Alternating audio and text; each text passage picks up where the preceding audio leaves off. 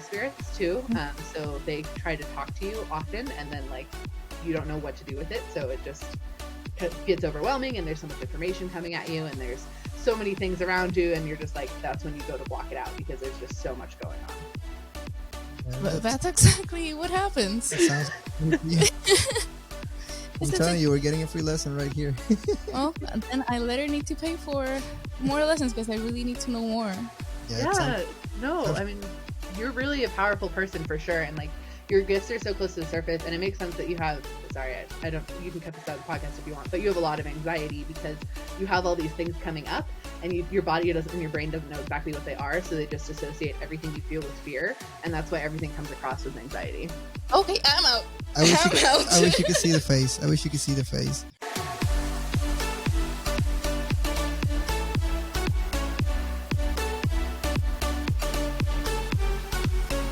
Hello everybody, today's episode is brought to you by Monk and Ghoul as well as Cuba from MMA Williamsburg. I want to thank you guys so much for everything that you've done for me and enjoy the episode. Have a good one.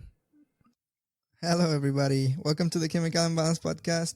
I'm here with my wife and a guest, Emily Davis. It's good to have you here. How are you doing, Emily? I'm doing wonderful. Thank you so much for having me on the show. I'm excited to be here. Yeah, I got to thank you so much for being here and, giving us your time to be in this podcast. How you doing, honey? You're good? Yeah, I'm excited. Honestly, I'm a little bit nervous. I don't want to mess this up. Yeah, she's very nervous right now. I can tell. Don't be nervous. Woman. Well, I'm usually like this. Yeah, she's like an introverted person. Yeah. So let me just say, Emily, you are an author of the Damsel No More book. That's your main thing, right?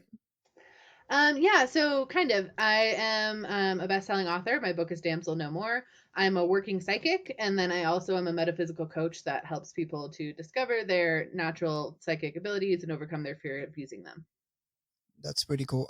You can find her on Liker of Words, Instagram, and Twitter. You also have a website, damselnomore.com, where you have some classes that I saw, right?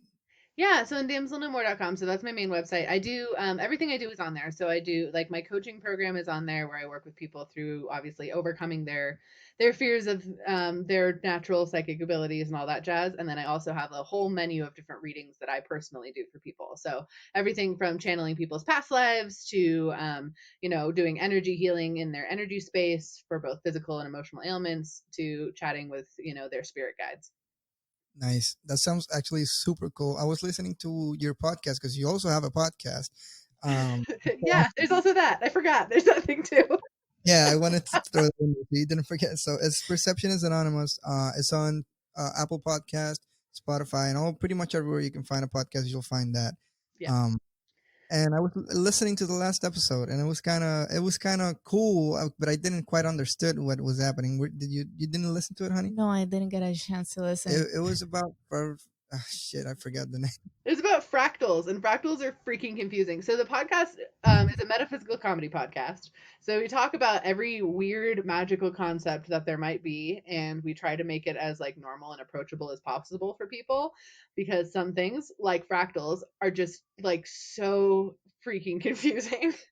It was insane. I listened to 17 minutes and I was like left in the beginning. I was like, what the fuck is this? I don't even understand. It's so complicated numbers and shit. It's like crazy, but it sounds so interesting though. Yeah. You want to the podcast? Not all the episodes are that like weird and like it was even hard to record the fractals one because we were just like, there's so much information involved in this crazy repeating pattern thing. But no, we've done episodes and everything from like Samhain, which is like the like ancient Celtic version of Halloween, to interviewing a hypnotist and like everything in between. So now I really have to listen to the whole podcast. Yeah, she wanted to listen to the podcast from the beginning, right? And now I'm going to. Yeah, she told me. Thank you. So cool, and she loved the concept because it was very interesting to me. It was like, dude, this is so. It sounds so. I've never even heard of fractals before. And I love shit like that, like weird stuff like nobody talks about. I live for that shit. I don't know what that means. Yeah, a fractal is a repeating pattern. It happens a lot in nature. So like the concept would be, the perfect example is a tree, right? So like you have the trunk with the branches, and then you have a branch with the twigs, and then you have a twig with the leaves. Like it like is a repeating pattern, as big and as small as you go, but they actually can model them mathematically. So like the Fibonacci sequence, or the golden ratio, is like one that Leonardo da Vinci discovered, whereas you add each number into the next number in the sequence, and it keeps growing bigger and bigger, essentially. And so basically it's a concept of combining math and nature, and then you can actually use the repeating patterns to help you like heal yourself and heal your brain and do all this crazy stuff. And that's like as much as I know about it, to be totally honest. I spoke on it for an hour and I still feel like that's all I know. So That's actually amazing. Yeah, well, thank you. New every day. yeah. It's pretty crazy if you ask me. Like I've never even thought like of something like that, but it's so interesting to like people come up with this crazy like theories and stuff like that. It's so interesting, like to how people think. I love it. Yeah. No, it's super intriguing. And it's fun because I get to co-host. So the my co-host on the podcast is like, I've known her my entire life, and she's just as into everything metaphysical and weird as I am. So it's fun to hear like her perspectives on some of this stuff where I'm like, I'm completely lost. And she's like, oh no, I totally understand. I'm like, that's great, you talk. Like, I can't. So cool. If you're like your best friend or something like that from Yeah. childhood. Yeah, since like childhood. She's one of my closest and dearest friends, and one of the few people when I was a kid that like understood that I was seeing spirit guides and had all these weird gifts going on, because she was in the same place. So we've always kept a pretty tight bond. Yeah, It's so important to have somebody like that to be with you and have the same beliefs you have. especially growing up, like Yeah. it's pretty important. So I Yeah. wanted to ask you, like, can you share a little bit of how that psychic stuff works? Because that's the first thing that caught my eye. Like, I love that stuff. Yeah, absolutely. So, it works different ways for different people. So every single one of us on this planet has our own set of like psychic or intuitive abilities. They're just blocked by a bunch of different stuff that life throws at us, right? So when I say I'm a psychic, people even now tend to think like either, I look into a crystal ball and see the future, which is not accurate, or I do like palm reads on the side of the road, also not accurate.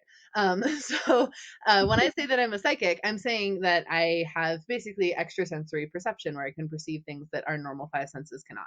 So that's why I have such a wide range of things that I do. Psychic is just the most blanket term. But most of the time, I channel things for people. So I'm either channeling their past life, and seeing or feeling images from then. I channel their spirit guide team, because we all have a team of spirit guides that are on our side, guiding us through our life and guiding us to our purpose. And it's super cool because they're communicating with us all the time, but they don't actually speak the same language we do. So it's really helpful for people to get to have, me be like, hey, like your spirit guide has been telling you this, this, and this. And they're like, oh, now I get it. So I do stuff along those lines too, or even a little bit of like mediumship stuff, where I will channel people's past loved ones if they want to come through. Sometimes they do, sometimes they don't, because they have their own free will in that regard. And then, so there's a lot of different things, and there's a lot of different ways that people uniquely can perceive those things. Um, there's something called the clair senses. We talked about on the very first episode we ever did on the podcast, but essentially there's 8 extrasensory ways of perceiving things, which is like clairvoyance, claircognizance, clairsentience. So all these different clairs essentially are ways that you can perceive information that's not necessarily there for your eyeballs to see. So for me, I'm really clairsentient, which means I feel things really physically in my body. And then I'm really clairvoyant, where I can see things in my mind. Wow, that's pretty insane. Wow. Because I know for a fact that my wife Francie, you have some of those experience, right? Yeah. Well, I yeah, I mean, just, like you've talked about it. yeah, I just never know how to explain what I see or what I feel. It's Yeah. Yeah. just, it's very strange. And I still, to this day, don't completely understand it, because it's something that's been with me my whole life. And it was easier when I was a child. Hmm. As I've grown older, it's definitely been harder. Yeah. I It's totally it, understand that. As when we're a kid, we don't know it's weird or different. We just know this is how we live. And then as we go through like our life, people tell us like, "Oh no, that's odd," or they don't understand what we're saying, or anything along those lines. And so we start to block stuff off, so it becomes harder for us to access our gifts because of all of that. Definitely. I completely understand that. The thing is, I mostly feel things, Oh, okay. but I honestly can't make sense of most of it. So like, you can like explain it, right? No, I just it I just I don't know how to say it. It's just it happens. I'm not trying to do anything. It just You just feel it. Feel it. yeah. Is that how So it works for you, Emily, or It's something? Good. So, question on that: do you feel people's things like emotionally? Like, if someone was sad, do you then feel sad, or do you feel things kind of like in your body? Like, you just feel something physical in your body that helps you to know something, or have an inclination towards something. I think it's more I can feel what they're feeling, Okay, but interesting. I don't know it. I don't know how it works or how I even do it. So I don't have many answers. Yeah, maybe you're accessing something like she said, something so different that you can't really explain it. Like, there's no way you can understand it if you don't like practice and hone that skill. Yeah. So what I'm intuitively getting hits on is that you're very empathic, which means that you emotionally can feel other people's feelings. So you can tell what they're feeling based on like what your emotional response to their feelings are, essentially. And then also it's called claircognizance, which is kind of almost like instant knowing. Like you're just given information from the universe that you don't even know how it gets there. You're just like, all of a sudden I know this thing. Hmm, Yeah, that's pretty cool. But let me ask you That's something. Are we kind of getting a free lesson here? Kind of. I'm just more just digging in and having fun with it. This is great. Yeah, that's it's kind of interesting though that you had that in you all the time and you like never really paid attention to it. no. If I'm being honest, I normally just try to shove it. You know, try Like, not to. shut it out. Yeah. Yeah, because Yeah. it can be overwhelming, right? Oh yeah. Most of the Mhm. time. The Yeah. thing is, besides that, um, it's like I can. Just say I it. think I feel like I'm gonna sound stupid. Like Oh, I no, can. you're totally not. I once had someone tell me that plants sing music to them, and I totally understand. So don't worry. I don't think you're gonna sound stupid at all. It's good. It's like I can see things. You know, I can see everything with my eyes. Mhm. Uh, I'm horrible at explaining. It's like You're just making it complicated. Just say it as you feel it. Like, just it's say like it. I can Like, see it's like I can see the spirits. I can see the dark shadows. when people are sad or something like that. Sometimes I don't know. It's like I can see shadows. Um, and sometimes way too if it's way too quiet, if I'm too alert, you could say it intensifies way too much, and I need Mm. to find something to shut it down because It's it's scary for you. overwhelming. Yeah, it is scary, but it's mostly overwhelming. Oh, I totally get it. That sounds. First of all, you didn't sound dumb at all. That's totally something that very many people go through for sure. And like I understand too, because and you can see them with your eyes, and you can also kind of see it in your mind, right? Mhm. Yes. Yeah, and you're like in my. It's almost more real when it's in your mind, and that doesn't make any sense. You're like, I don't understand. Like, I know for sure there's a thing there, but my eyes aren't seeing it. So then now, do I trust my eyes or do I trust my head? Like, what's going on? So you're dead on. That's definitely something that it's definitely a gift. And I bet if you really started to work at it, you would get really, really good at like communicating with spirit guides, and probably with I'm getting really intuitive pings along you being able to communicate with like nature and earth spirits too. So like the ones that are you know like water spirits, or they're more like elemental spirits too. Mm. So they try to talk to you often, and then like you don't know what to do with it, so it just gets overwhelming, and there's so much information coming at you, and there's so many things around you, and you're just like, that's when you go to block it out because there's just so much going on. Yeah, But that's exactly what happens. that sounds. Yeah, I'm It's telling you, we're getting a free lesson right here. well, then I later need to pay for more lessons because I really need to know more. Yeah, it sounds. Yeah, no, Sounds. I mean, you're really a powerful person for sure. And like your gifts are so close to the surface. And it makes sense that you have, sorry, I don't, you can cut this out of the podcast if you want, but you have a lot of anxiety because you have all these things coming up, and your body doesn't, and your brain doesn't know exactly what they are. So they just associate everything you feel with fear. And that's why everything comes across as anxiety. Okay, I'm out. I wish you I'm could. I out. wish you could see the face. I wish you could see the face. Her face. Out. That hits Out so of close to here. home. We'll definitely leave that on the podcast right then and there. Okay. That'll be our intro, pretty much. Okay, but yeah, no, that's where it all comes from. And then your brain is like, everything is just scary. So no matter what I feel, it's going to be scary, and that's what happens. That's exactly what happens. You're dumbfounded right now. I am. I have. I Do you want me to literally. take a picture so you can see No, yourself? no, thank you. Send I it to just. Emily so you can see, she can see your face. I just have no words because it is what happens, and it happens all the time.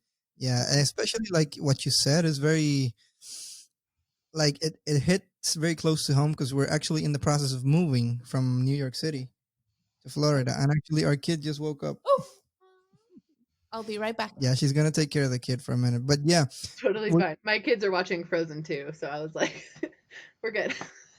so uh like we're gonna move in probably a couple of months if everything goes correctly, and well, she's having a lot of anxiety dealing with all the changes and everything, and it's like wow, you just hit the nail on the head like right then and there. It was so crazy, Emily. Like you have no idea how right you were. Like I wish I would have a video camera so I could send you the video and you could see the face that she made when you said all Oh, well, yeah. No, I could feel it in her energy of like kind of what's going on.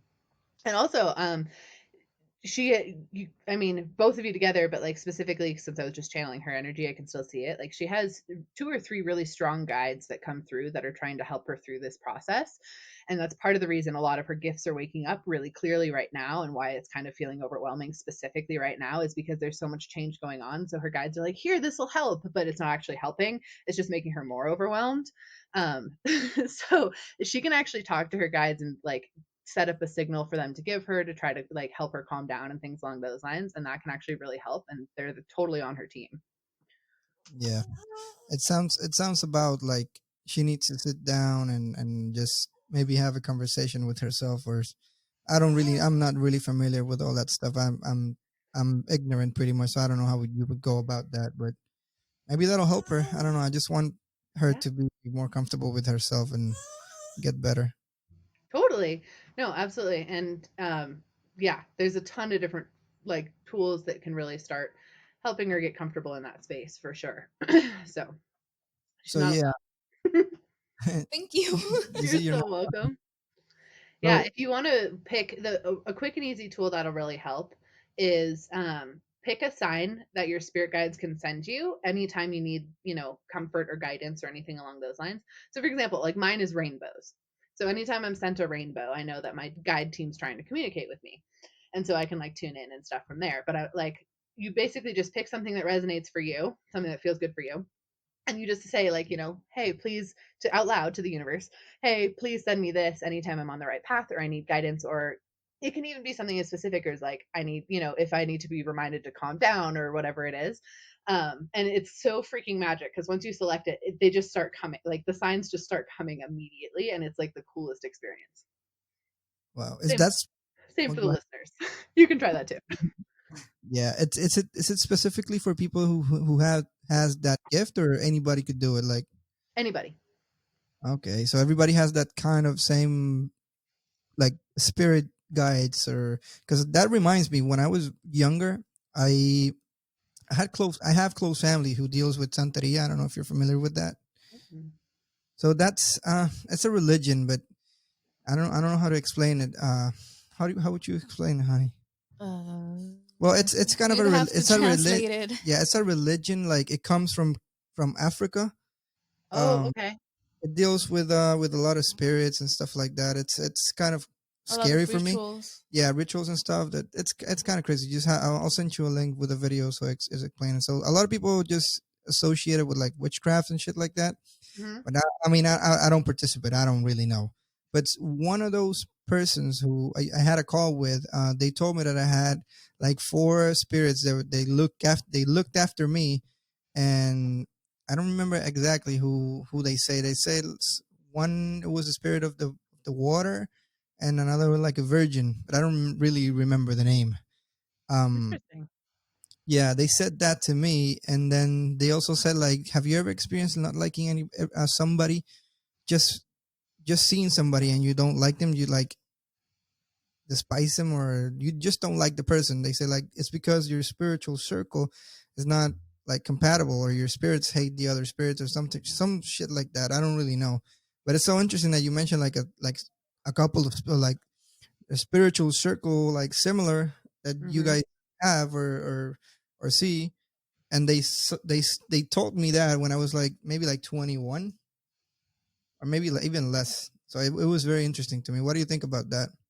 Oh, absolutely. I can definitely understand where they're coming from. I can, if you want, I can tune in really quick and channel some of your guides too. But we all have our own spiritual energy and spiritual circle and, our own spirit guide team that is helping us discern things. For that specifically, it sounds more like to me that they're talking about like you're able to read people's energy really quickly. So even if they're acting a certain way physically, you can sense their energy field and be like, hey, something's off. Like your energy is weird. I know some things about you that I aren't, you're not giving me proof of, but I can feel it in your energy. Like I just instantaneously know that this is a no for me. There you So Yeah, go. you're really energy sensitive, huh? fucking crazy. Because yeah, I mean, if you, I had a conversation with somebody that told me like maybe like a month ago. Joey, shout out to Joey if you're listening to this. He's a coworker of mine, and he told me like you see what people don't say. Like how do you do that? Like I said, dude, I don't know. We were Yeah. having this conversation, and he told me that. He actually told me that. It Like, goes for spaces too. So like, do you ever walk into a place and you're like, I'm instantly uncomfortable, even though everything should be fine? yeah, maybe not all the time because I mean, I don't go out a lot like before. We don't Yeah. go out a lot. So I don't. I don't know. But yeah, maybe. Yeah. Well, I mean, just I bet now after the podcast, you're going to think about it and you'll be like, oh my gosh, yeah, I know all those different times. And it shouldn't happen that often. There's not that many spaces that are going to be filled with that negative energy, right? So it shouldn't happen that often anyway. But yeah, you can tell things about people energetically and spaces really clearly energetically. And I bet if you wanted to start working on your stuff too, you can, try to sense energies from objects and things along those too. Like everything has an energy signature, and you could really like as you developed your gifts, which are very similar, you could start to sense energy of a lot of different things, and then work with the energies from there for sure. That's so cool. How do you get to know all this stuff? Like it's so interesting. Like how do you get to where you are right now with all this clairvoyance stuff? A big fat long journey is how I got here.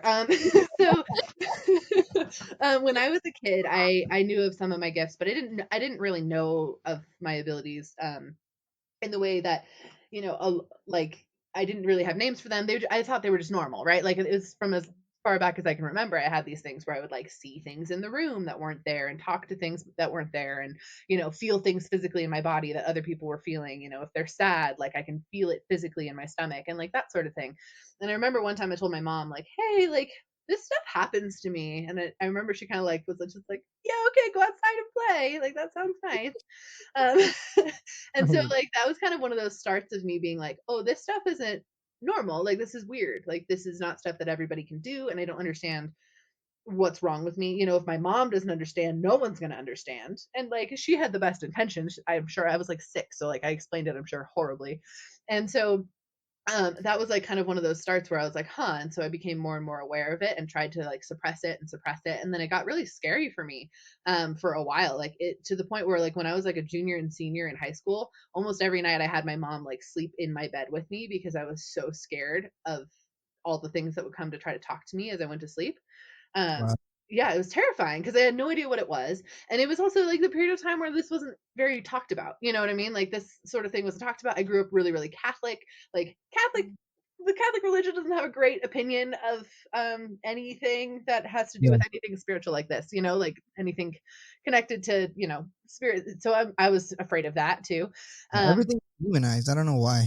yeah, it's very interesting. It's very, very interesting. And like, if that's what serves you, that's wonderful. As long as it brings you love and joy and light, like anything that brings you love and joy and light, in my opinion, like great, follow what your heart is calling you to. The Catholic Church did not bring me that though. So I also really struggled with, like the religious side of it. And I also felt really weird. And I already was just, I could sense things about people and know things about people without actually having that conversation. And I wasn't exactly super included in school for that either, because obviously I could already know things about people and that made people freaked out. So after that, and I was so desperate for external validation, for someone to like validate that I was like a worthy human being, essentially, that I ended up in a super abusive marriage for about 4 years. And during which time all of my gifts completely shut off, all of my abilities totally shut off, because I was in fight or flight like entirely for years. And when you're in fight or flight, there's nothing you can do. Like you're just stuck. Like you don't have any magic. There's no space for magic there. You just want to know how you're going to eat. So that was really, really intense. And once I finally left that relationship, I was like, you know what? I run out of things to be afraid of. I was afraid for 4 years without stop, like every single day. I don't care what my abilities, what kind of scary things might happen because of my abilities. I don't even care. Like, bring them on. I'm done. Like, I'm not going to live in fear of anything else anymore. You just embraced them. What? You just embraced them. Yeah, I was like, let's do it. But the problem was then they didn't come back. They weren't like instantaneously back. And I was so pissed. I was like, why not? Like, he took everything else from me. Like, he's not taking this too. Why is he taking that? Like, I don't understand what's going on. So I spent like a long time, 3-4 years, like really diving in and figuring out ways to remove my own blocks, to heal all that trauma, to heal all that fear, all that shame, like all those things that were keeping my gifts suppressed because I wanted it back so badly. And so then as it came out, I, basically gradually learned new techniques to master it and new techniques to, do specific different types of things. And I was shown different things like downloaded from the universe, essentially, and things along those lines. So it was a big, long process, which is part of the reason I do what I do now, because I don't want anyone else to have to go through the crazy long process that I had to go through, because it took forever and it was scary and I was by myself and that wasn't fun. So that's part of the reason I became a coach for it, because I'm like, there is a need for this in the world. People Yes. feel alone and weird and it's not good. Especially going through it alone yourself, like discovering all that stuff. It must have been quite a journey after being, through that marriage, which I read on the book. I want to ask you about that. I want to see if you can tell that story, because it's quite crazy if you ask me. Yeah. Um, it must have been quite a journey, like going through all that shit, trying to get it back all on your own. Like I assume it was probably like years before you could do or be in the state that you are right now. Yeah, it took a long time. I had to really get comfortable with a lot of things. And there was a huge technique that I was downloaded, which was really, really magic. And it changed a lot of things for me, which was I can essentially energetically switch limiting beliefs. So if I identify a limiting belief, say the limiting belief of like, I am not good enough, right? Which was a huge one for me. I can energetically switch it to I am good enough and I know my worth. And I can do it in a period of like, less than 2 minutes instead of 15 years. And so it really started to really change things around and I started getting comfortable and figuring out stuff that way, which is something I teach in my course now too. Because it was so important to me to like be as comfortable as possible with everything, so that if something scary did happen with my gifts, I knew who I was and it was okay. So that was it was a huge journey and a huge learning thing. And it was hard. And, but it was so worth it and so wonderful. And I don't ever want to, like, I get to talk about magic all day, every day now. And like, there's nothing better than that. So Yeah. I definitely don't, like, as difficult as it was nothing compared to the marriage or living in fear ever was. So it wasn't ever a consideration of like, this is hard, this is scary. It was like, screw it, let's do it, whatever. Yeah, you You went. are amazing. Yeah, you went through the Oh, rough you're part so pretty sweet. much. So yeah, she's awesome. I love you. You're so sweet, thank you guys. So I mean, you went through the rough part with your ex husband for sure. So Mhm.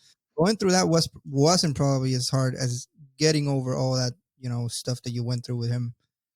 Yeah, Like, no, that was hard. Yeah, the Oh, PTSD after abuse is no freaking joke.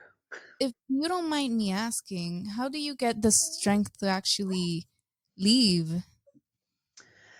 So that is definitely it, it was If really you don't feel interesting. comfortable, it's okay. Oh, no, no, I'm so comfortable. I was just trying to rephrase it in a way, to take into a direction. No, I'm good. It was really interesting because when you're in that abusive situation, something happens where you don't want to believe or acknowledge that it's abuse. And some people say it's because like you love them and you're trying to prove that you're lovable. And there is a degree of that happening for sure. Of like, maybe I can fix them. Maybe I'm good enough this day. Maybe like if I do this thing, I'll be enough. If I can just make them feel happy, then I will be loved by them and everything will get better. Like you get stuck in that mentality, but you also really get stuck in realizing like acknowledging that it's abuse is acknowledging that you allowed yourself to get to that space. And it's literally like an identity death because you never ever would think that you would be in that space. Like you Wow. never imagine yourself being in an abusive relationship. It's not like it's not a goal you ever had. Like you always thought this would be a good love, especially if you marry someone. Yeah. You know, you're trusting that this is going to be a good love, a good situation. And then when you're in that space, admitting that it's not is like admitting you failed. And that's like almost even harder than being there, because you have to admit that to yourself of like, I failed myself. Like I'm not anyone I thought I was. Who am I now? And that's like the scariest part. But you're, of course, you're not thinking that consciously. It's like all subconscious. So for me, it was, he had moved me like 8 hours away from anything I knew. I Wow. was working in a really, yeah, and I had two young kids at the time. They With were him? they were like 6 months and a year and a half, and it was really bad, and it was super abusive, and I was selling cars because that was the job I could get, and I'm not good at it. Like it was very bad, Yeah, but I I was worked. selling cars at the time, I and hate the job. huh? I had the same job and I hated it. Oh, it was so bad. And I was really not good at it. Like I was great at talking to the people and I was like stoked to meet the people and then they'd be like, "So, why should I buy this car instead of that car?" And I'd be like, "Oh, cuz this one's red." I don't know. Because this one also has wheels and that one has wheels. So what wheels do you like better? Like so I don't know why they hired me, but they did. And a woman came onto the car lot and she looked like she was like almost homeless but not quite there, and she definitely had like some crazy stuff going on. Like she was carrying like an armful of like just kind of not anything good, like kind of just like trash and weird things. And I like cautiously kind of approached her, and she was like, "Hey," and she was very clear when she spoke to me, and I was like, "Oh, okay." And she was like, "Hey, like I need to buy the cheapest car you have. I need to get out of here, and this is the only way I know how to do it." And I was like, "All right, like let's go inside. We'll drop the paperwork." And so we bring her inside, and I was like, "So the cheapest car we have is this much money, and I can set you up with payments, but I really need like a decent sized down payment on the car." And she was like, "Okay, that's fine. I have someone who will pay the down payment for me." And I was like, "Oh, wow, okay, that's awesome. Want to give him a call?" And she's like, "Yeah, I'll give him a call." And she like calls them and leaves a voicemail. And she's like, "Okay, I'm gonna run down to the store, which is right down the street, and I'll be back in a little bit." And I just told him to call back here at this number. And I was like, "Perfect, that sounds great." So she left, and she didn't come back that day. And I was like, "Okay, so all of this was fake. Like it was kind of, there wasn't a person that she called. She just, it was a big facade." Um, Wow. but then he called back, Oh, and did this I go back? he called back, yeah, and I answered the phone, and he was like, "Hi, thank you so much. Like I've been waiting to hear from her for months. I'm so happy to hear she's safe. I will pay for the whole car for her. Just whenever she comes back, let her know that I got this for her. I just want her to come home. I just want her to be okay." And I think he was like either like a childhood best friend or like a stepbrother. Like it was something like that, like a friend, not a family member necessarily. um and it was really interesting, and I was just like, "Wow, okay." And he goes, "Yes, I'm so happy she's safe." And like obviously this person like genuinely cared for her, and I was so excited. I was like, "Oh my gosh, I hope she comes back. Like this is amazing news. Like she needed to get out of here so bad, and obviously she was in this horrible situation."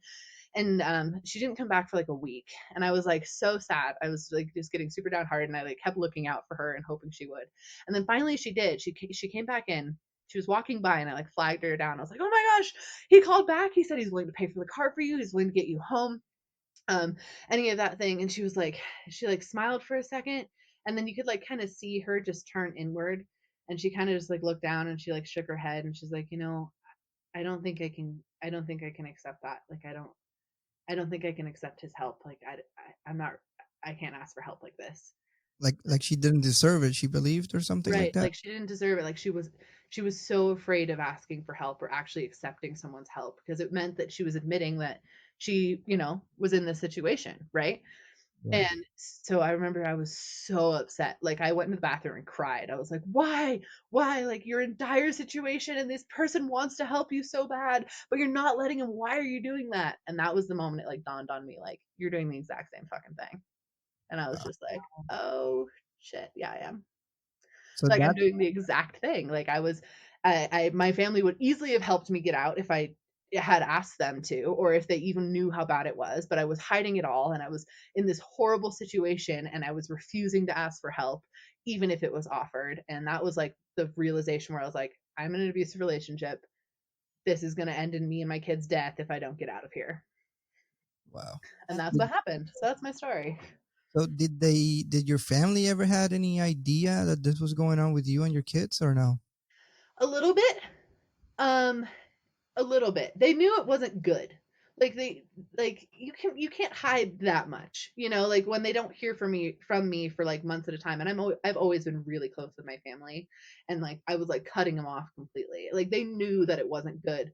But there's only so much that they can do because they also knew that if I didn't come forward and want the help, that anything that they did, I would end with me resenting them and me wanting to be with him even more. You know what I mean? Like it had to be my choice to a degree, in order for it to be effective. So weird thing is actually the person who ended up helping me get out officially was his mom, Wow. because Mother? Oh my his God. yeah his mom. We went to her house for a weekend, and he ended up we woke up my daughter woke up in the middle of the night or something like that, and he was so angry that I couldn't get her back to sleep, and he was like screaming at me like in her house, and she woke up and she pulled me into the hallway and she's like, I'm going to call the police. This is dangerous. I just want to let you know. And I was like, okay, call the police. Like, let's do it. And so Wow. she actually got me out. So did he ever like gave you any signs before he took? Because I know you mentioned in the book you thought everything was fine because you were together with him in school, right? If I'm not mistaken. Yeah. So I got together with him my senior year of high school. And of course, at the time, I thought everything was fine. I was just so excited that somebody liked me and liked me for the issue was is I didn't feel like anyone ever could like me for who I was, because I wasn't even allowing myself to like myself for who I was, because I was ignoring all my magic and all these other things that were, essentially by society standards very odd, very weird things, even though they're totally normal and wonderful and magical, beautiful things. But at the time, I didn't see it like that, and so I just was so desperate for someone else's approval, and that's like, the low hanging fruit for a narcissistic psychopath to come in and being like, yeah, I like you. Look, I can say whatever I want now. So beforehand, of course, looking back on it now, I'm like, yeah, there were some distinct signs. But only even now, I will have memories come up and I'll be like, whoa, that was weird. Like that's another thing that definitely was off. But it was like basically my first real relationship. And I got pregnant with him very early on too. And so then I had a child with him. So then I was like trying to make him happier even more. And now I have a family, and now what am I going to do? And so I didn't get really abusive until about year two. And that's when it got like very much like manipulative and super abusive. Basically, as soon as we got married, it was like a switch flipped, and there Say that in wasn't the any book, right? more. What? You say that actually in the book, like the switch flipped when you get married because I read that. Yeah, it was like, cool, now she can't leave, so I can do whatever I want now. And like that was like literally the attitude change, and it was really really weird for me because I like didn't even understand. I was like, wait a second, what? Like like everything was good, and you were at least putting on the face that we were happy, and now you just like don't even care. But it's even now it blows my mind to the level that he manipulated people, everyone around us. There was a period of time when actually, the cops showed up for something that he was very involved in, but what didn't wasn't abuse. It was just like another thing he was doing. It was like a drug thing, like in the place where we were, and I had no knowledge of any of it. I was like at home cooking my dinner, for my kids, and we were in an apartment complex, and he was like next door, and the cops showed up for it, and he was like 100% to blame, and they didn't arrest him. He was that manipulative. Wow. Yeah. So it's like it's crazy to see now and like look back on it and be like, yeah, those were warning signs, but he had an excuse for every warning sign. That seemed so logical. And then now it's like I literally don't know who he is. I was married So to him for 4 years and I have no idea who he is, because so he everything was a lie. so he had that ability to trick like people, even not even you, like even cops. Even cops. That's Every just single crazy. person. Yeah. It was Wow. crazy. So now that you have two kids with him, like, is it like, do you even have to talk to him anymore, or how does it even work? No, he's not allowed to see us.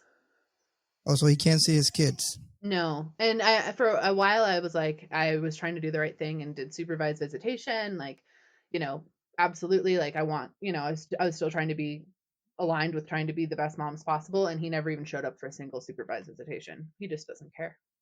Wow, that's just incredible. I mean, as being a father of one kid, it's just like how could you even spend the day without, spending a little bit of time with him? It's just crazy. I mean, Oh I yeah. don't know. My opinion. Well, no, absolutely. And my I have an amazing fiance now. He's incredible, and my kids know him as their dad because he came into the picture when my kids were like 3 and 4, like still really really young, and he has a daughter that's 13 months older than my oldest, so she knows me as her mom cuz he's a very similar situation to me.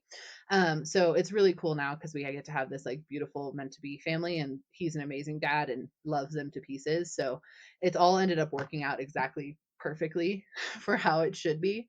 But yeah, because I mean, I have the same thought because my eldest daughter, who's not biologically mine, her basically her mom did the same thing that my ex did. Like she never cared to see her again either, and it just blows my mind. I'm like, how can you not? Like they're perfect. Especially being a mother, like the. I mean, I'm sure you know that. For me, my wife has a connection with my son that it's so special. Like you can't even. I don't know, man. It's just you can't even put it into words. They have such a special connection. Like I don't. My connection with him doesn't even come close to it. Like, and she just left the poor daughter, like her Yeah. daughter, like that. It's Hmm. just incredibly insane to me. Yeah. So it's yeah, it's definitely really interesting, and I don't hate my ex. I nothing him. I feel no emotion towards him whatsoever. He can go do whatever he needs to go do in life, and maybe he will heal himself one day. Whatever, if he does, I don't care. Um, but it's a really interesting process to get to that place. Yeah, it's crazy. So how when you finished that day of work and you went back and just realized that okay, I'm in this abusive relationship. Before you got out, like how did you approach your day to day? Because I'm sure you're plotting your escape. You're thinking of how am I going to get out of this? Like it must have been so stressing. It was really intense. Um, because there was a period of time I'm like, okay, like do I try to wait till he's asleep and just put my kids in the car and go? Is that safe? What if he wakes up? Then it's going to be way worse. Like I fear for my life. Like what's going to happen? Like I had no idea. Am I, do I call the cops? But then am I going to get in trouble because I stayed? Because you don't know. It's all gray area, and I didn't have access to a phone. He wouldn't let me have access to a phone. So it Oh, was just like it was so much of just like I don't know what to do now. Like I know this is bad and I know this is not good. There's nothing I can do to change it, and I accept that now, but there's not a lot I can do to leave at this point in time.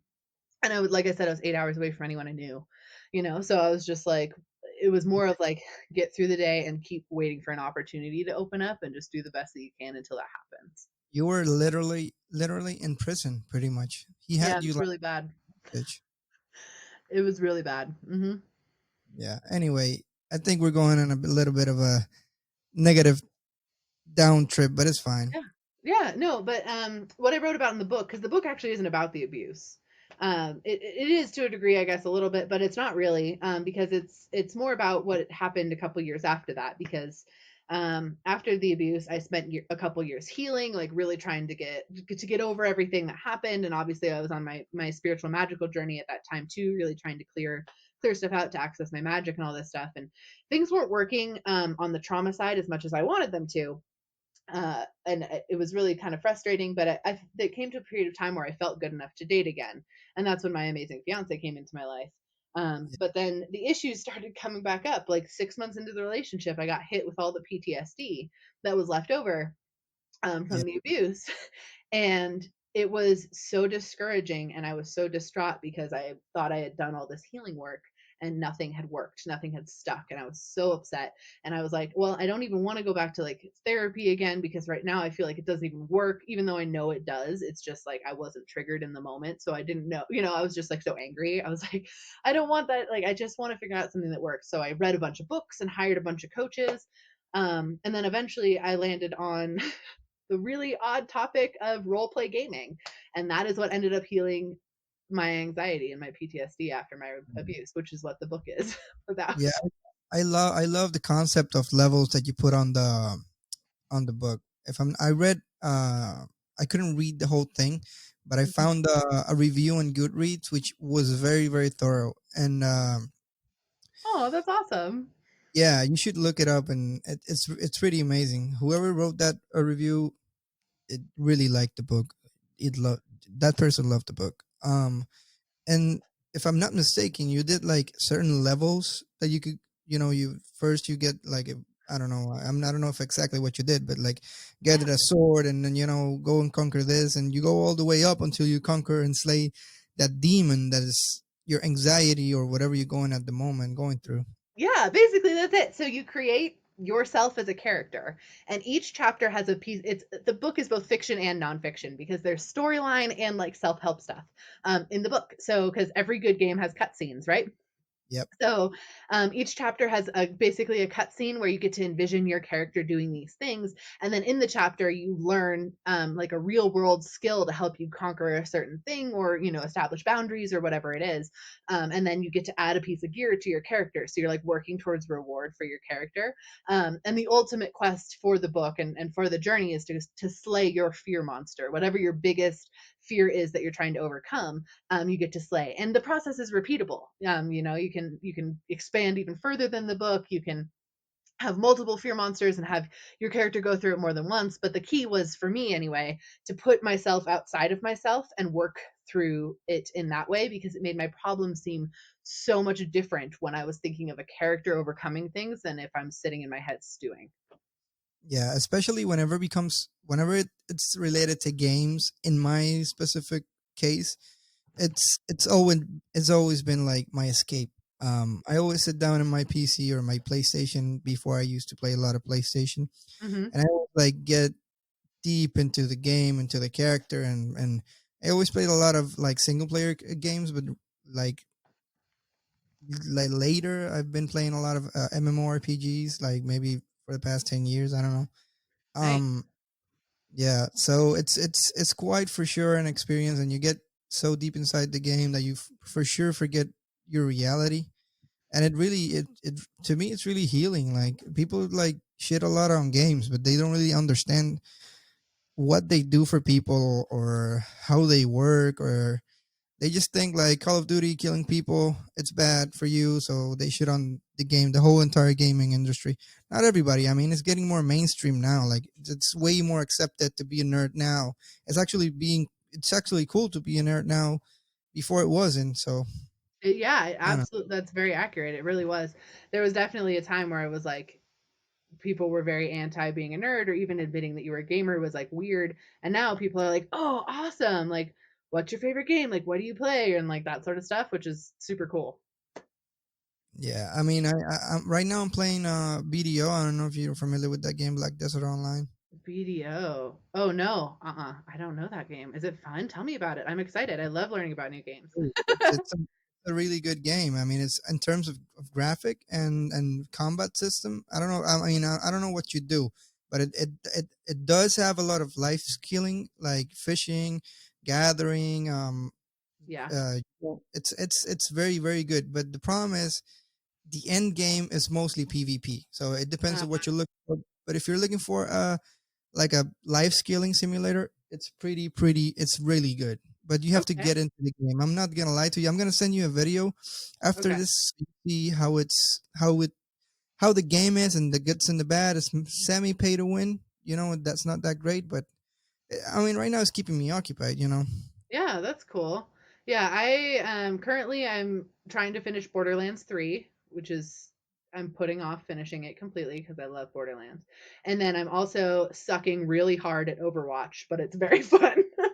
Yeah, I loved Overwatch for a long time, dude. Like, I played Overwatch for maybe like a year, and I got pretty good at it. But then I rage quit because the community was so bad. It was getting so bad, and every time you Really? got on a ranked game, it was like people were shitting on you if you picked the wrong. Like, if you wanted to play, I don't know, before Roadhog was able to move with the heel, you wanted Hmm. to play Roadhog and just fucking try to lasso people. They just shit on you on ranked. It was crazy. I mean. Oh yeah. No, it's definitely intense. It's better now that they did the like you have to sign up as a healer and you only get to pick from the healers. There's a name for it and I don't remember what it is. Or you have to sign up as a tank and you only get to pick from the tanks. So everyone doesn't pick like all tanks anymore or all whatever. Like you have to like they like pair you up better. Cuz that was a fairly recent like update they did and I was so stoked because like that makes it so much better cuz people like hate on you Yeah. so much less because they know that you're going to be what you're supposed to be, when you sign up for that. But I totally agree. And I'm horrible. I'm not good at it. It's super fun. I love it. It's very addicting, but I'm very bad at it. Yeah, Overwatch is one of those games that, like a PlayStation, you just plug and play, and it's so easy to get into it. It's just fun. Oh, It's a yeah. fun experience. If you're looking for a fun experience, Overwatch for sure is your game. Like it's very fun to play. I like Yeah. it a lot. Yeah, me too. I've been honing my Lucio skills. I'm like, I'm gonna boot people off of cliffs. That's what I want to do. Yeah, Lucio is definitely one of the best characters. Well, at least when I played, like it was a really good engager and all that shit. Yeah. No, super fun. Yay. Yeah, but definitely video if you're looking for for an MMO to play, like with good graphics and a lot of life scaling. Like the character creation is insane too. Like if you're looking for like you said, the same concept of your book, I think like Black Desert Online could be like that. That's cool. All right, I'm totally gonna check that out. Thank you. Yeah, I'm gonna send you the video though. So watch the video before you buy it. It's on Steam like for $10 right now.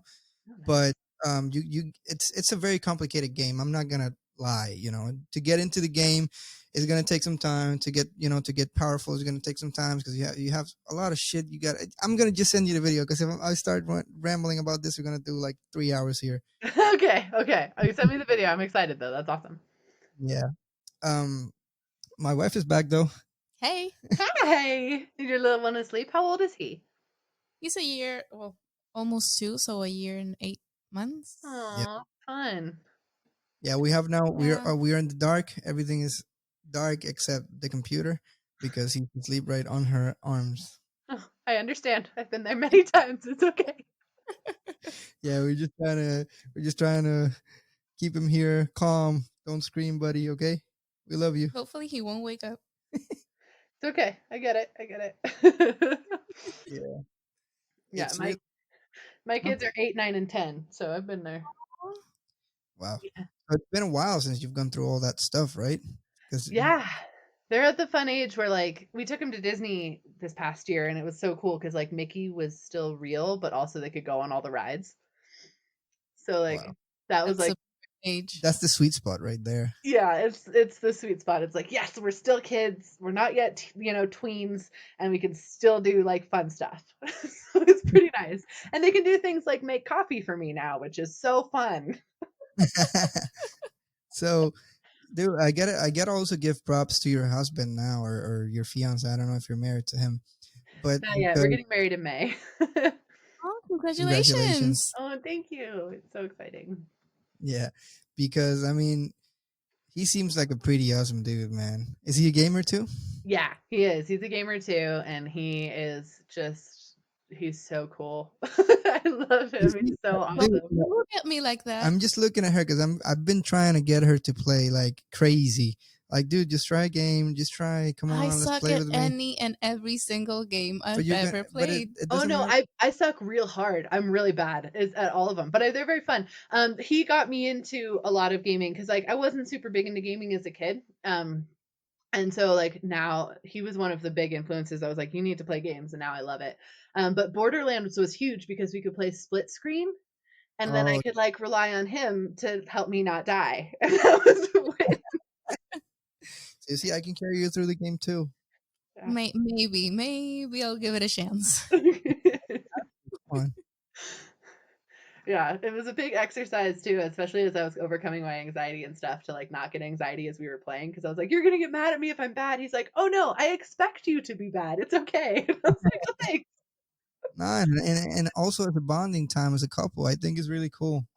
Like Yeah. that's one of my dreams, dude. So make it happen, okay? Maybe I will try. I will try. Yeah. Oh, but Emily, there's something that's like right in my head that it's been bugging me. Uh-huh. It's like I have to tell you that you're a wonderful, strong, and amazing person. It's like it's right there in my head, and if I don't tell you, I'm gonna explode. I have to tell Oh, you. thank you. Especially going through all that stuff, man. Like you've really demonstrated that you're a very strong person for sure. Aw, thank you. I really appreciate hearing that. You guys are so sweet. Thank you. And I want to ask you, like, what advice would you give somebody that's going through the same thing? Like, what would you say to them? Like, how? Um, the first thing I would probably say is that the situation you're in is not your fault, even if it feels like it is. You aren't responsible for someone else's actions, thoughts, feelings, none of it. So, regardless of how you're feeling in that moment, as like, oh my gosh, it's my fault I made him mad, or even, it's my fault I'm here and I need to stay here and see things through. Like anything that is making you unhappy and scared is not the thing for you. And whether that's a person or an environment or whatever it is, that is not the place where you should be. Good. That sounds very good. I also wanted to ask you this. This is has to do with you, honey. I want you to What? hear this. I want you to see. I want you to listen to what she has to say. Oh, okay, I'm Like here. in the last episode that I had another guest, and she also published her own book. But I want you to tell me your experience and how you publish. You self-publish your book? I did not. Okay, so I have a very interesting publishing story because I all of my dream my entire life is to have be an author. Like I've wanted this since as for as long as I can remember. My mom worked for an author when I was a kid, and then she was our school librarian, and now she's a copy editor. So she's like been in the publishing world forever. And so for me, books were just so integral, and I just so badly want to be an author. So I wrote multiple fantasy books. I did ghostwriting for a while too, so writing other people's books for them. And I was, Wow. struggling to get my books published the traditional ways where query an agent or you pitch an agent. There's a huge thing in the writers community. If you want to be a writer, you need to be on Twitter. It's just a thing. It's a very interesting thing, but like literally you have to have a Twitter if you're going to be an author. It's odd. And so I was just like, I was trying all the different things, and none of it was really fully working with my fiction stuff. And I was so frustrated. And I was working in HR management at the time, right before I ended up publishing my book. And I remember asking, like, what is next? Like, I need to know what's next step for me. Like, my heart's not in this job. Like, I don't know what to do, and I was helping people with their magic on the side, but I didn't know how to make that a career yet or anything like that. And literally the next day, I saw an ad for the Author Incubator. And the Author Incubator is this amazing coaching program that helps you to write a book that will help other people in 9 weeks or less. Basically is what it is. And so I worked with them. I had never thought about writing nonfiction. I love fiction. Fiction is my jam. And I was like, well, I do actually have a lot of nonfiction stuff that I could share. Like I've done some stuff that would probably be helpful to other people. And I could probably make this actually turn this into, both the fiction and nonfiction that I ended up writing. And so I ended up publishing through them, which is essentially close to kind of self-publishing. You do like a launch on Amazon, and you have like a team that is also launching. So it's essentially self-publishing, but with help, I guess is the best way to describe it.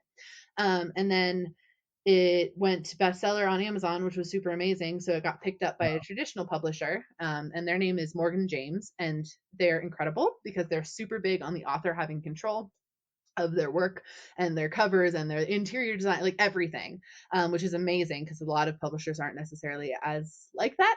So they've been amazing. And because of them, my book is going to actually go to bookstores this fall. It's going to be released in every bookstore and library and stuff in October.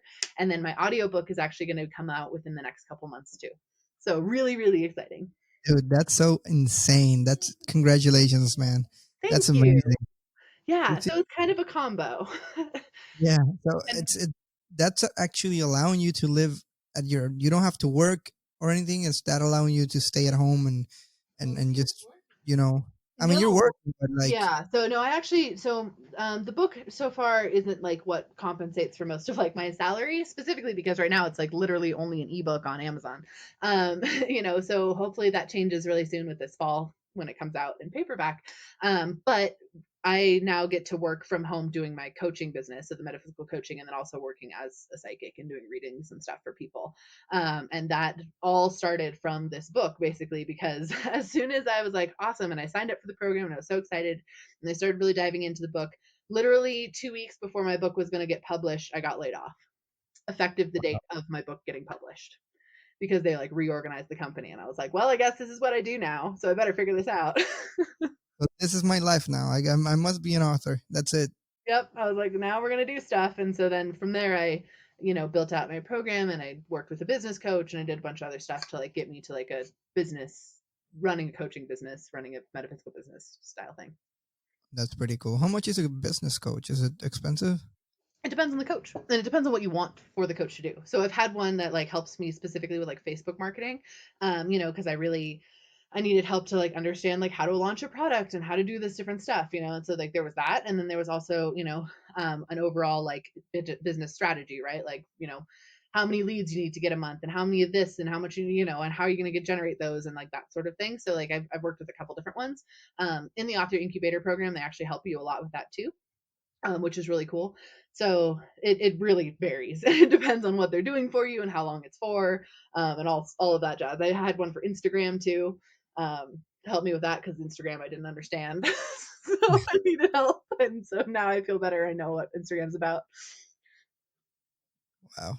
So you see, I'm asking all this because my wife, she's actually an aspiring author too, but right now she's in a little bit of a denial. She doesn't even want to pick up the pen to write stuff down. I'm telling her like, just try to write something down every day. I don't know, a couple of sentences every day, and just, I mean, you're not gonna write Harry Potter as your first book, but she's just afraid of being a failure. Like people are not gonna like her shit. And I'm saying like, dude, I'm doing this podcast and I don't even know if people are gonna listen to me. Thank God, I'm having people listening, like quite a few, but come on, you Yeah. know, if anybody has the opportunity to do something, it's this day and age. Like we're in the age of the internet. Like anybody could be a newsman, anybody could be a fucking whatever they want to be. Like the internet is free. That's the Yeah. beauty of it. Yeah, it's true. And also, what I'll say is this too, and this is for your listeners as well, is when you decided to come to this planet for this lifetime, because we make the decision consciously before we come here. It's not like it was something that happened to us. We like chose to come here to learn a certain thing or to have a certain mission. So when you incarnated in this lifetime, you picked your mission, and you're the only person who has the ability to do it because you are you. And so every one of our missions on this planet and in this lifetime, we are the only person that gets to do that, and that keeping that in mind really helps when those things come up, because there is no way that you're going to fail because you're destined to have your mission that only you can do. That's beautiful. I love it. I That's have no words. It's incredible. go Oh. closer to the mic. I can't get closer. It's okay, I can hear you okay, so it should turn out all right. Okay, good. No, what you're saying, it kind of sounds like poetry, but Yeah. it is incredible. Yeah. Yeah, Go ahead. it's interesting. I've gotten more into astrology because I was like really intrigued by it, and it still is like I still don't understand any of it, but I'm trying. And yeah, I've been working like on the podcast. We release a moonisode is what it's called, so it's like a mini-sode, but it comes out on the full moon and the new moon each month, and it's with an astrological expert. And she was like, something that really helped me like reaffirm that for myself as far as like you have your own mission and stuff, is she was like, listen, your astrological fingerprint is only yours. There's no one else on the planet that has the same star alignment and all this stuff as you. So like the stars literally prove that you're here for just your reasons and just your purpose, and you're going to achieve it because you have all of this lined up. And I was just like, wow, like every single person has their own star signature. Like that's amazing. See, That's now I have to listen to every single episode of that that's podcast. good. That's good. I mean, that's what it's all about, pretty much. Yeah. Yeah, it's been really fun. It's a cool journey podcasting. I was like, yeah, it's been interesting. Yeah, for sure. That first episode, I mean, not the first, but the last episode was very intriguing to me. When I saw the name Fractal, I said, like, what the heck is this? I just got to click it. That's good. I'm glad. Yeah, Yeah. yeah. Our episode that comes out, I don't know when this one's coming out for your listeners, but for me, it comes out tomorrow. We interviewed an amazing woman who like grew up Wiccan. So she grew up like in the witch church essentially, and then left that. And so we like talked about like what it is to grow up Wiccan, and then also what it is to like have your own magical like witch practice outside of like the church. And like it was really, really cool. So that's coming out tomorrow. I got to listen to that. That's insane. Yeah, that's our How did you homework for find that tomorrow. person? Like, how did you make contact with them? Honestly, the universe just puts them in my path because I've asked for it. That's part of the like another reason I really always want people to like awaken to their gifts is the second that you start really tuning into it. Like when you block out your gifts, you block out your intuition too, to a degree. So like as you start to uncover that, like your intuition shows up, and then the universe literally just starts to hand you magical people. And so that's been happening. I found her on Instagram, I think, and we just kind of reached out like, hey, you telling you an interesting story, would you want to be on a podcast? And she was like, absolutely. And that's where we went.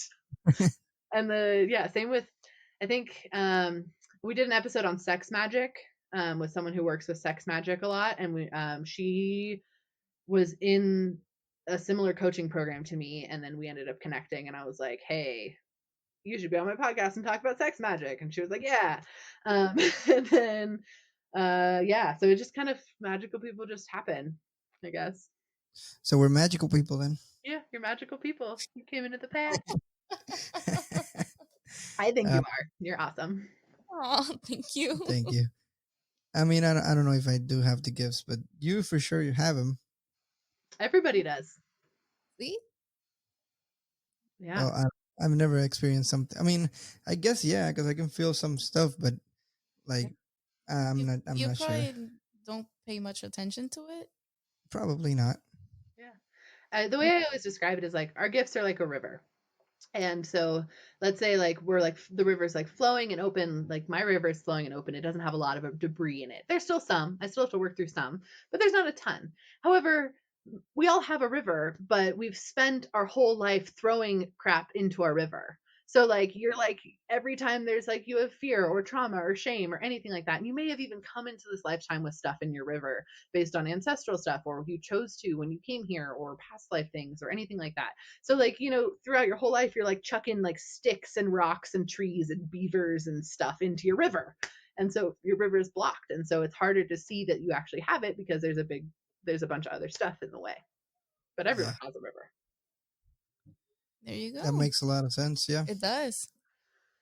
Yeah. Oh, I probably just block everything more because I'm scared Yeah, of what I can learn. that's what Emily told you, right? That you Yeah. were. I'm That's what scared she of said everything. I'm a on the scaredy cat. beginning. Yeah, and it feels like you're not just scared of like what might happen, but also scared of like, well, who am I if I let these things in? And so like there's like the combo of that, but that's part of the reason I do what I do, is because it's very common to be scared of that stuff, and we inherit so much of these fears from our ancestors and stuff too, because like all throughout history, people who have showed any abilities that were above our typical base level human stuff, people were prosecuted or like burnt at the stake or called horrible names or whatever it is. And so even now, as we're like, okay, I'm freaked out just because I don't know what this stuff is that's happening to me, and then also I have these inherited fears that like I don't know what to do with either. Yeah, and let me ask you something. Like, when you're listening to us right now through the mic or through your headphones, Headphones? can you like sense different stuff from just our voice? Oh, absolutely. No, I can tap into both of your energy fields very easily, and see all of your energy stuff. So energy works differently. I don't have to be in the same room. Like I've even like cleared out people's hauntings in their houses, from like 100 miles away or more, because energy works very different. I can energetically be somewhere that I'm not physically. So yeah, easily can. That's how I could sense the stuff about her anxiety, and you sensing energy stuff and stuff is because I just can feel your energies.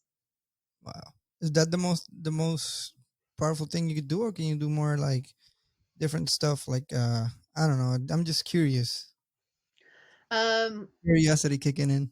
I'm a I very mean, curious dude. yeah, no worries. What do you mean is what kind of more powerful things are you talking about? Like, can you talk to dead people and shit like that, or no? Yeah, absolutely. Oh my I god. channeled the other day. I channeled someone who had lost a baby before. I channeled her baby that she lost. I can it makes death a really weird thing when you can talk to people who aren't physically there anymore, because it's a really interesting experience because I've had people pass away since I've been really aware of this, and I can still talk to them again if they want to come forward, because again we all have our own consciousness even when we enter the next plane. And so yeah, I can easily, yeah, I've channeled dead people who have passed on multiple times, people's spirit guides. um that's a big one. If anyone has like ghosts in their house, I can talk to the ghosts and send them on their merry way. When you say that, now it just reminded me. I was when I was living alone back in my apartment. I had always it always smells like somebody was. I never smoked, but Hmm. somebody was smoking in my bathroom like every time. I don't know why that that whatever it was always in my bathroom. It was always smelled like smoke. Like some. Interesting. Yeah, have you ever seen something like that or no? Yeah, no, absolutely. Just tuning into the energy super briefly. It was a guy. The apartments were older apartments. It was actually newer apartments. Like never anybody lived there. It was built on shit like 2012. Okay. Interesting thing. So it feels like the just tuning in really quickly since you're not physically there, it makes it a little bit harder because I'm trying to just get the energy off of like your memory essentially. Um, but it feels like the spirit that was there was left over on the land after some sort of fire, Mm, had burnt something down or something along those lines. Is like it feels like there was a building there before that had burnt at some point in time, and I don't even know if necessarily it doesn't feel like that spirit lost their life in that fire, but it feels like they were connected to that piece of building very much. And so they just kept inhabiting said building, whenever a new building was built on top of it. Not malicious. It feels like an older man. yeah, it felt like about that, like an older dude. Like it was just hanging in my bathroom all the time. It was so weird because it always smells like somebody was smoking, and I've never ever smoked in my Yeah. life. Well, I smoke cigarettes, but not like in my house or anything. Like I'm not addicted to cigarettes or anything, or ever Yeah, was. like yeah, he's like an older, like later 60s sort of person. Smokes like a chimney, definitely what caused his death. That's crazy. Like, I mean, I've never ever experienced something similar to that. Have you, honey? Or no? No, mostly I see um the spirits, the dark shadows. It's mostly what I see. Oh, yeah.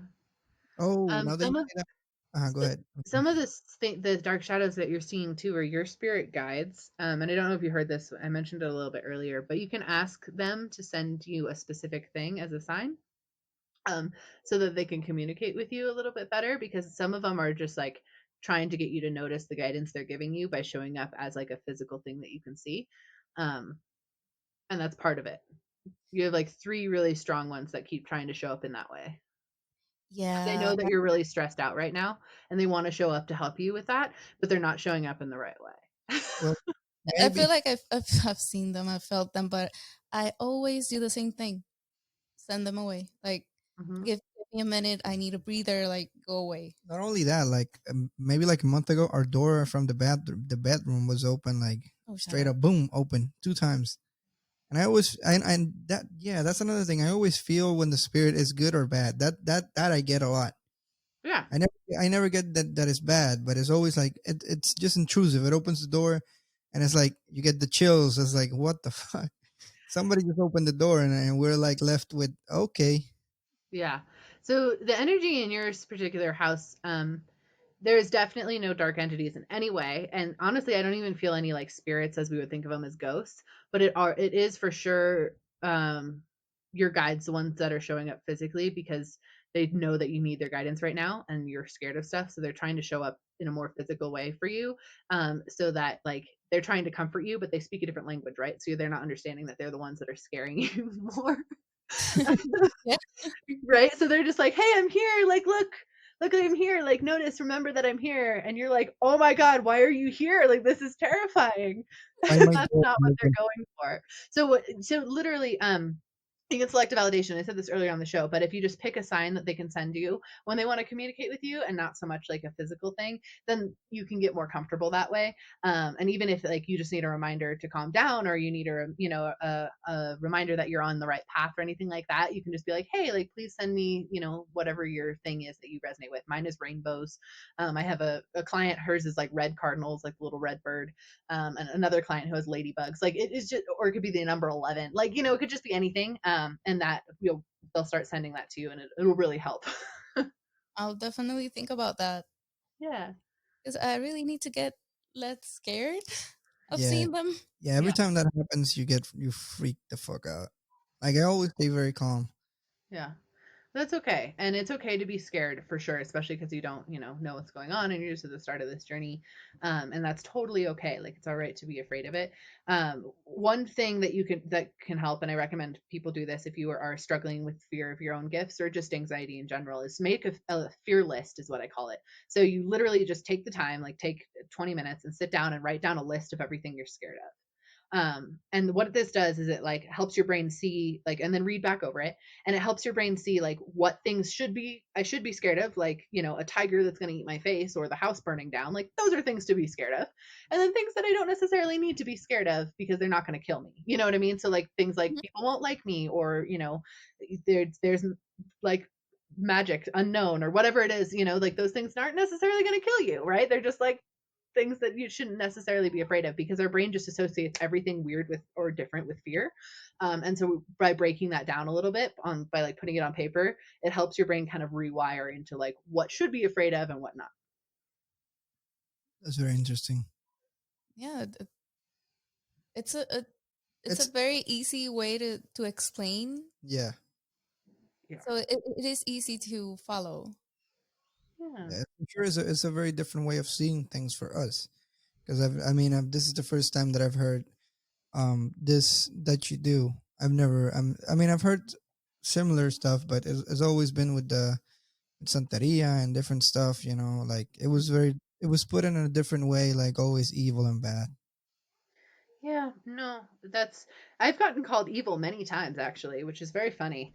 Um because I don't ever want anyone to think of like there's so much, all of this stuff, not all of it, but most of the things that I've ever come across have been very benevolent and very much like in the spirit of love and all these different things, and people are like evil, and I'm like, well, just because you don't understand it doesn't make it evil. Like, but yeah, no, people call me evil. I've been told that I'm from the devil. I've been called a demon worshiper, all the things.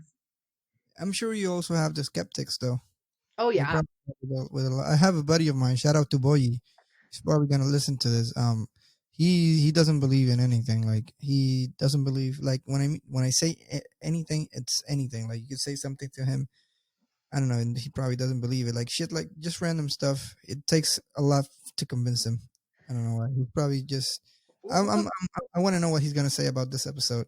yeah. Well, what I would say, and I say this to skeptics all the time, is like, I am not here to convince you. Like, if what you're choosing to not believe in or believe in is serving you and it helps you feel aligned and like you're living the way that you're supposed to live, that's amazing.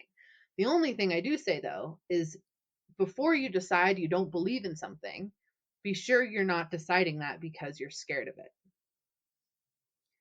Because if you're deciding it because you're scared of it and you're just pushing away, which tends to be a lot of skeptics I've come across, eventually if they come back around and they're like, whoa, actually, like this is the truth, like it's because they're scared of these things and they don't want them in their sphere of thinking of it, so they just decide they don't believe in it. Yeah, So maybe that's he. my only thing. If you're not believing in things, makes you feel happy, makes you feel aligned, makes you feel like you're on the right path, that is grand. Go about your right path, because all I want is love and light anyway. I want the world to live in a more aligned way and raise our consciousness. Like that's great. But don't choose not to believe in things because you're scared of believing. Definitely. Yeah, I don't know if Boyi's scared. I gotta ask him. I don't think he is. I think in that case for him, I think he's just very skeptic. Like he just needs. It's one of those guys who needs to see stuff to believe it. Like if this is black, okay, you got to show him the thing. And here it's black, and that's the only way you fucking convince him. It's ridiculous sometimes. Yeah, Well, not even joking. Like well, it's that might crazy. require some soul searching on his part, because to me, that sounds like fear. So you see, Boy, you're scared, bitch. I'm sure he's gonna hate this episode now. He's like, she got me scared. No, Sorry. we can bring him on to talk to you. That would be Oh, that would that's be. fun. Yeah, I was on a podcast with someone who was super skeptic, and it was really fun because the whole time he like grilled me, and I was like, "You can grill me as much as you want. Like, I don't mind answering any question you have. Go for it." Like, and It's I was cool like, that "It you. sounds like something that you have a personal vendetta against. Is there a reason you have an issue with people who can see things you can't?" And then he got very upset with me. That's the thing. Like I don't know why people take offense to like having rational conversations. Whenever Yeah. you're talking to somebody, you gotta be open to whatever they say and respect it. Yeah. Even if you don't agree with it, don't take it personally. Like that's one of my things now that I'm trying to, you know, overcome and be a better person. Like try not to take things too personal, because when somebody's saying something to you, it doesn't necessarily mean that they're attacking your identity as a person. They're just Yeah. disagreeing with what you're thinking or saying. Yeah, and that's part of the reason that I think that the major duality that's happening in the world right now is so toxic is because it's making us unable to have conversations with people because it's like you're either on this side or you're not. You're either, pro feminism and women need to rule everything or you hate women. It's like, well, no, there's like a balance or like, you're Democrat or Republican. Like it's just everything has to be like one or the other. And that is not a way for us to live as a society or as people or as anything because none of us are one or the other. We all are in middle gray area places and like it's inhibiting such powerful conversation from happening because we're one or the other no matter what, like no nothing else, and it's like, well, that's not right. Yeah, I definitely agree with what you're saying. It's so true. Like not everything is black and white. There's a lot of gray in the world, so Hmm. you got to listen to everybody. Like, Yeah. granted, there's a lot of crazy people out there saying crazy stuff, Yeah. but not everything is crazy. Not every opinion is wrong. Yep. Especially with the politics, is just crazy, man. Like Republicans and Democrats. If I were up to me, I would have like 25 people running the country with different backgrounds and different opinions. You know what I'm saying? Yeah, that'd be awesome. Yeah, because not only one dude could make all this. Granted, he has the Congress and everything, but I I don't mean, know. yeah, it's very interesting. Yeah, we're And getting a little. right now what I call the state of the world is we were a big zit and we were filled with all of this stuff that was coming to the surface. And now the zit has been popped and it's really painful and everything feels really icky and gooey and gross. But now we get to heal. What do you think it popped at the internet? Huh? What do you think it popped this at the internet? I think it's a mix of systems that no longer worked for us, but we were trying to still keep. And we needed the reality check of like basically the internet and the connecting of the whole world. There's now, I was reading the other day that there's no longer 7 degrees of separation between everyone, there's only 4, and that's because of the internet. And like that's crazy, like the world is more connected and like our technology has advanced at such a rapid pace that our systems of government and healthcare and all these other things can't keep up with it. And so it's changing the face of all of these things, and we needed to have all of this icky stuff that was still bubbling in our underbelly like come out and explode so that we could like see it so that we could like heal it. Yeah, definitely for sure. The internet has changed the way humans live, and it changed history forever. Like, there's no going back after this. If we Oh if we no. disconnect, like everything's gonna go to shit. Yeah, no, it's and the thing is too is I had a fear for a long time. I was like, oh, I'm running my business almost entirely online. Like, what happens if the internet goes away? And it was like this dormant fear. And then I actually read a Dan Brown book, which it's called Origins, and they talked about like the future of technology. It's a fiction novel, but it like talks about like how the future of technology um, is the positive ways that it's going to affect us and how much it truly is here to stay. And it was so cool to have like a refreshing like actually like all of this stuff is really good, it's just another thing that we're worried about because it's new and everything keeps being new and we as humans get afraid of new. And I was like, and I don't want to live like that anymore, so I'm going to embrace whatever it is, and here we go. Yeah, for sure. I mean, technology is scary. If it's very scary for me. If you think about the AI stuff, it's going kind of insane. Yeah. Have you seen that stuff?